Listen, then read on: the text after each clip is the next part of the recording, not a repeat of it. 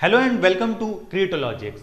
आज इस सेशन में जैसा कि आपने थंबनेल में देखा होगा कि हम लोग इनवर्स निकालने वाले हैं 3x3 मैट्रिक्स का, है ना, और सेकंड्स में निकालेंगे। कैसे करना है मैं आपको यहाँ पर तरीका बता देता हूँ। ये क्यों इंपॉर्टेंट है वो भी बता देता हूँ। अगर आप कॉम्पिटिटिव एग्जाम्स की तैयारी कर रहे हो, किसी एंट्रेंस एग्जाम की तैयारी कर रहे हो, वहां पे एमसीक्यू होते हैं, डायरेक्टली इस तरीके का इस्तेमाल कीजिए। आपको ना कोई ऑपरेशन लगानी होगी, ना आपको एडजॉइंट निकालना है, ना आपको कुछ और सॉल्व करना है, आपको इनवर्स की वैल्यू मिल जाती है। पहली चीज तब फायदा। दूसरा, बोर्ड एग्जाम की तैयारी करने वाले बच्चों के लिए फायदा है भाई कि जब वो इनवर्स निकालने का प्रोसेस करते हैं पूरा लंबा चौड़ा, और उसके बाद गलती से एक एलिमेंट भी अगर गलत आ गया ना तो पूरा का पूरा गलत हो जाता है, जीरो, है ना। तो उस सब में बच्चे को टेंशन रहती है कि यार इतना लंबा चौड़ा 2 पेज का क्वेश्चन करना पड़ता है इनवर्स निकालने के लिए, फिर भी आंसर का जो है दिक्कत आ जाए तो पूरा का पूरा गलत हो जाता है। तो मैं ये आपको बताने वाला हूं वेरिफिकेशन के लिए, आप चेक कर पाए कि आंसर सही आ रहा है या नहीं। आप इसका यूज कर सकते हैं कॉम्पिटिटिव एग्जाम में भी, लेकिन बोर्ड क्लास में वेरिफिकेशन के लिए। कैसे करना है जरा देखते हैं। 3x3 का इनवर्स निकालना सेकंड्स में कैसे करना है। सबसे पहला काम है कि हम डिटरमिनेंट तो निकालेंगे भाई। देखो सीधी सी बात है, किसी भी मैट्रिक्स का डिटरमिनेंट निकालना ज्यादा जरूरी होगा,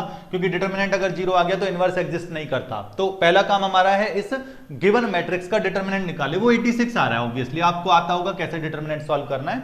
अगर इसमें भी कोई दिक्कत है तो आप मेरे लेसन जाकर के देख सकते हैं, जहां पर डिटरमिनेंट का एक्सपेंशन मैंने बताया हुआ है। मैं लिंक दे दूंगा ऊपर, ठीक है ना, और डिस्क्रिप्शन में भी दे दूंगा।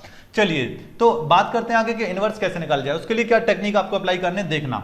जो एलिमेंट मैट्रिक्स के लिखे हुए ना इन्हें सेम सेम लिख दो पहले तो। 1 3 -1 2 1 4 7 0 1। ध्यान से देखना, जो पहली 2 रो दिखाई दे रही हैं उन्हें फिर से रिपीट कर दो नीचे। कितना? 1 3 -1 और 2 1 4। जैसे मैंने पहली 2 रो को रिपीट किया है, सिमिलरली पहले 2 कॉलम को भी रिपीट कर दो दूसरी तरफ जाकर के। कितना मिलेगा? 1 2 7 1 2 1 2 7 1 2। दूसरा 3 1 0 3 1 3 1 0 3 1। बहुत सिंपल है, ये कोई बहुत बड़ी बात नहीं है। पहली 2 को भी रिपीट, पहले 2 कॉलम भी रिपीट, है ना। अब क्या करना है देखो, एक ही लाइन में आंसर निकालता हूं। ए इनवर्स की वैल्यू क्या होने वाली है? डिटरमिनेंट से पहले तो हम डिवाइड कर देंगे और एक मैट्रिक्स आएगी और वो कैसी होगी? आपको ना एलिमेंट्स देखने हैं। सबसे पहली बात तो पहली रो और पहले कॉलम को हटा दो, ये किसी काम का नहीं है हमारे, हटा दो। अब बाकी पेयरिंग करते जाओ। पेयरिंग कैसे करनी है बहुत ध्यान से समझना। 2x2 के डिटरमिनेंट सॉल्व करने आते होंगे, ये लो, ये वाला सॉल्व करेंगे पहले तो हम, ठीक है। 2x2 के पहला ये डिटरमिनेंट, फिर उसके बाद अगले दोनों ले लेंगे, उसके बाद फिर अगले दोनों ले लेंगे। बात आ गई समझ में?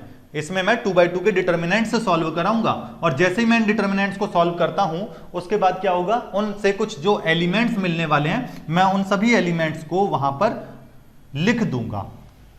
देखते हैं जरा क्या क्या मिलने वाला है। मैं लिख देता हूं।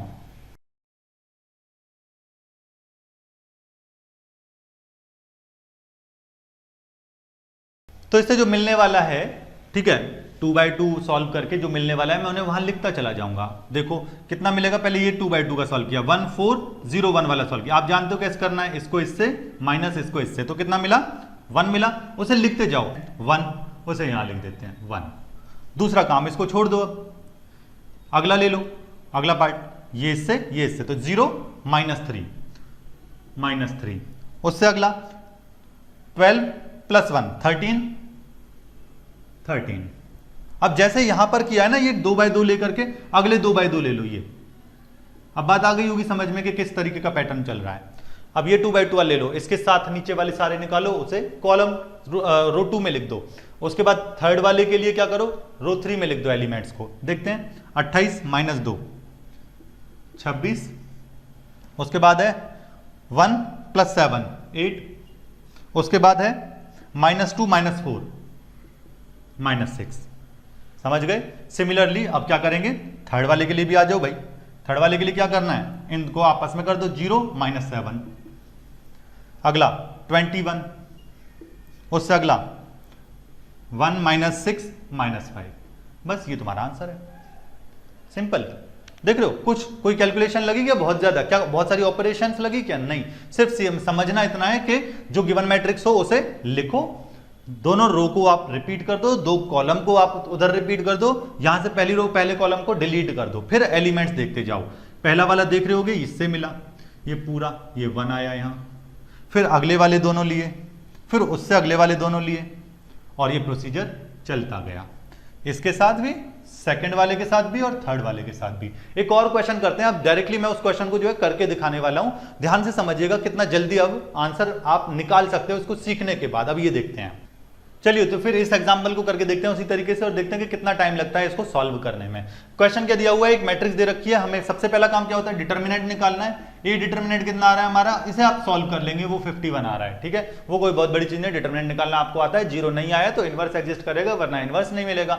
अब निकालने का तरीका क्या था, याद करो, मैंने बताया था कि पहले तो इन्हें सेम लिख दो, 3 2 -2 1 0 -5 -2 3 4 और रो वाइज दोनों रो कॉपी करके लिख दो, 3 2 -2, उसके बाद है 1 0 -5।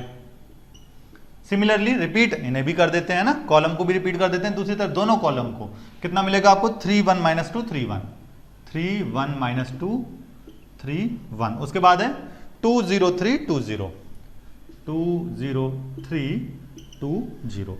बस अगला काम क्या होता है, बाहर में जाए ये चीज हटा दो, खत्म। अब answer A inverse is equal to 1/51। अब एक मैट्रिक्स आएगी, यहां से एलिमेंट्स लो कॉलम में से और उन्हें रो में लिखते चले जाओ, ये ध्यान रखना, ऐसे लेते हैं हम, ठीक है।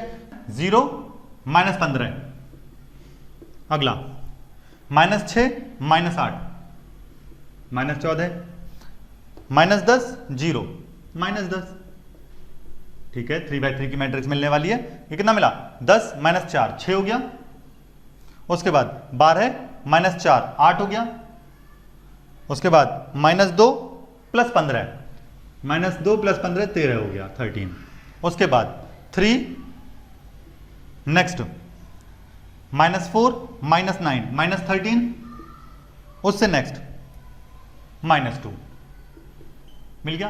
देखो कितना जल्दी आंसर मिल गया, बड़ा ही सिंपल तरीका है और आप इससे अपना रिजल्ट वेरीफाई करा सकते हो। और अगर आप कॉम्पिटिटिव एग्जाम की तैयारी कर रहे हो तो डायरेक्ट आंसर इसी से निकालो भाई, क्या जरूरत है किसी भी एडजॉइंट या कुछ और चीज़ों को निकालने की और उन्हें फिर तरीके से लिखने की, सिंपल आप वेरीफाई करा सकते हैं, ठीक है। तो मिलते हैं अब अगले पार्ट में, thank you for watching this session, see you in the next part. और अगर आप ऐसे वीडियोस और लेसन्स और देखना चाहते हैं तो चैनल को सब्सक्राइब कर लीजिए, क्योंकि इस तरह के लेसन्स और कोर्सेज मैं यहाँ पर आपके लिए बनाता रहता हूँ।